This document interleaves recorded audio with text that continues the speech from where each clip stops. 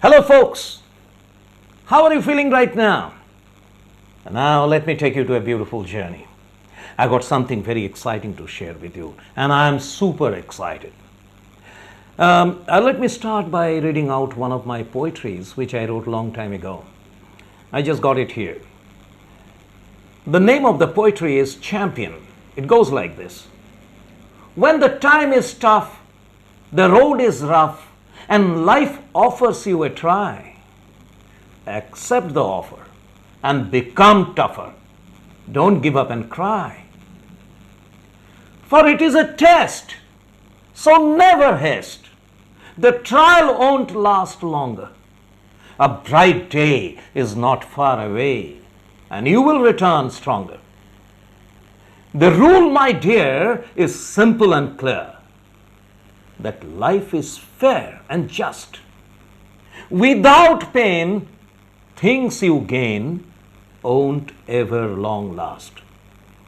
So stay alert with an eager heart. It's part of a greater plan.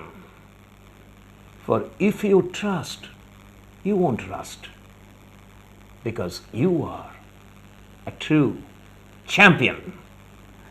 Like it? Okay, this is the backdrop of what I want to present today. I'm dealing with alphabet, so I got the second alphabet, my favorite, B. You know, there are two aspects of life. Everything and every step of our life, two opposite energies work. And the beauty of life is right there in the center of two opposites. That's why the saints are called in our culture Sthita Prajna. It's a very beautiful word. Sthita means sthir. Sthir means steady. Prajna means wisdom. So what is the steady wisdom? Even the Buddhists call the middle path. Not on the right, not on the left. Be in the center. Be on the middle path of your life. You say, be calm, be cool. What does it mean, being cool? Don't be too happy, don't be too sad. And Bhagavad Gita has very, very aptly described it. Sthita Prajna.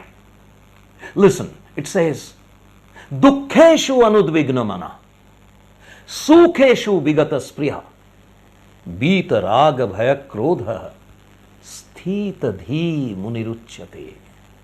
Sthita dhi muni.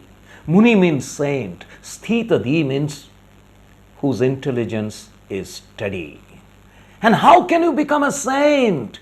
Stay in the center. Watch the game.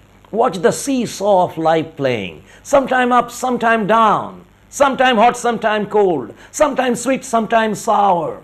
Sometime it's morning, sometime it's evening. Sometime it's light, sometime it's dark. Somewhere it's convex, somewhere else it is concave. Convex and concave. The train and the rail both work together and dynamism happens. Well, that's the basic philosophy. I don't intend to be too philosophical today because I'm going to talk to you on certain practical topics. I'm dealing with the word be, I said. There are two aspects in life, practical life, every day. And every time we need this wisdom. On one hand you have bitter, on the other hand you have better. Which one you choose? But don't you worry, they are connected.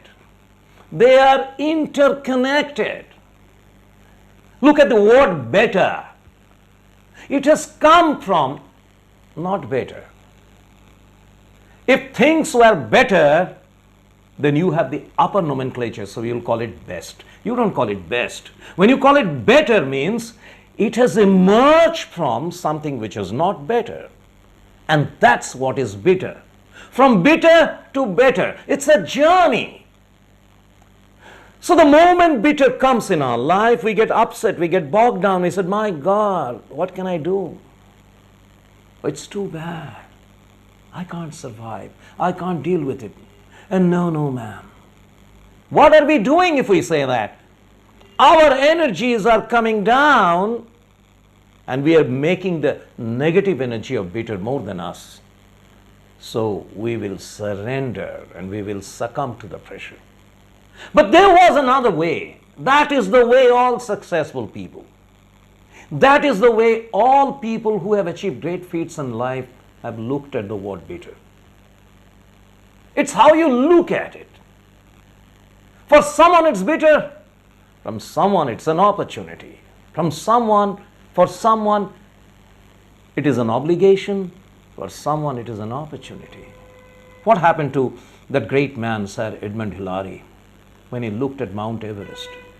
Did he say, my God, it is too big, how will I go?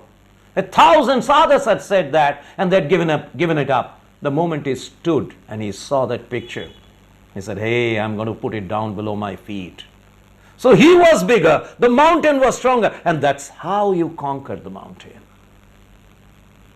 So my friends, next time the bitter thing comes, look at it. Look at it as a starting point of a journey. Yeah, it's the beginning point of a journey to success. I got a program called Journey on Success Highway. When you join together, you get the letter Josh, Josh. It's a Urdu word. It's also a Hindi word. Very favorite. People use it quite often. By Josh, you mean enthusiasm. An enthusiastic person in Hindi is called Joshila Insan. Right? So, what is that Josh? Journey on the success highway. Will you have Josh if you are having a journey in the failure way? You can't be. Because you will have Josh, you will have enthusiasm when you know that you are going places. You know you are going up in life, not down in life. So look at bitter as a starting point of becoming better and better and better. As Carl Jung, that great psychologist, used to say beautifully, I am becoming better and better every day in every way. Right? Any of his perturbed, disturbed, troubled patients used to come to seek advice. He used to call his prescription, he used to write this. I am becoming better and better every day in every way. He said, come on, that's a capsule. Take this capsule every day. Read it every morning. Becoming better and better every day in every way. So when you do that every day, what happens? Your mindset changes from negative to positive. Actually, there is no negative. Actually, there is no darkness. Absence of light is darkness. So absence of positivity is negativity. Negativity doesn't exist. We were not born negative. We are born out of love. Didn't Bible say, God has created man after his own image? And God's image is beauty. God's image is love. So we are all created as a love child. We were all created with positivity. It is the outer world which trained us to look at things negatively. I always love saying, I have not failed. Neither have I succeeded. I only produced an outcome. I have only produced certain results. When I think that result is bad, I say I failed. When I think the result is good, I said, okay, I am successful. It's a perspective. After all, it's a result. So it's a situation. That bitter moment is a situation. If you've given hands up, oh my God, I'm in the corner, I can't do anything. You have called that situation a tough situation. That word, that sentence, that quote we often use is very beautiful. When the goings get tough, the tough gets going. Right? So when the life is tough, you got to become tougher, a little tougher. You got to deal with it as I can see it as an opportunity. Just think simply. Simply, my friends. Open any book. Look at the life of all successful people. Why do you call them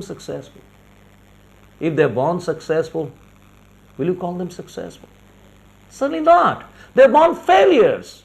Most of these people, look at their history, they were battered. They had difficult times in their life. When they changed their circumstances, people called them successful.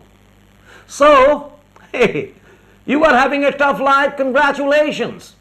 You are having a bitter moment, congratulations. Because you are now entitled to succeed. You are basically qualified to succeed. So, from that negative moment of bitterness, you got to transform it to make it better. It's just a perspective. It's just a matter of attitude, right? We call it, don't call it a problem. Problem. We say problem, problem, problem, problem. One day when I was a senior executive in an office and I was sitting down in a factory, one of the guys in the factory came and said, Sir, I got a problem. I said, yes, I can see it. The fellow got surprised. No, sir, there's a problem there. I said, in that case, you're talking about two problems. One I can see right in front of me. Tell me, what is the second problem? Who is seeing the problem? You or me? You are seeing the problem. I'm not seeing the problem. Whoever is seeing it, the problem is his or her, not anybody else's. Yeah. The Mount Everest was a big problem for many, many mountaineers, thousands of them. They never attempted. They came back after a while. Even Edmund Hillary came back. Even he came back. When he came back, people told him, hey, what are you doing? I said, let me introduce you with my bosom friend, Mr. Mount Everest behind. There was a big picture of Mount Everest when he was giving his presentation. Yeah, my bosom friend Mount Everest there. But there is a difference. My friend has a problem. Yeah, that's a bad news for you. My friend has a problem. He's handicapped. People said, what? How can a mountain be handicapped? Yes, he's handicapped. 10 years ago, he was stuck up at 29,208 feet. 10 years later today, he's there, 29,208 feet. And go and meet him 10 years later, he's going to be 29,208 feet. Bad news. My friend is handicapped. Good news for you, ladies and gentlemen, because your friend is not handicapped. He's slowly coming down, and I need another chance. I'm going to bring this guy below my feet. He kept his word in 1953. On the month of July, he placed the flag of humanity above the tallest mountain. The mountain bowed down to him. You heard of Dashrath Majhi, isn't it? That beautiful film which has come recently. What did this guy do? A village folk. His wife died because of that mountain which separated his village from the city. And at night, when she was in pain, he needed to take her to the doctor. And the mountain was so steep. His wife breathes his last. He couldn't forget this pain. Not out of anger, not out of vengeance so much. Out of a commitment, out of a promise. He started working on that mountain, alone, single-handedly, with a few instruments. He made a way through the mountain for all his village folk so that nobody's wife dies because of that steep mountain. The mountain had to bow down to the man. And that's about history.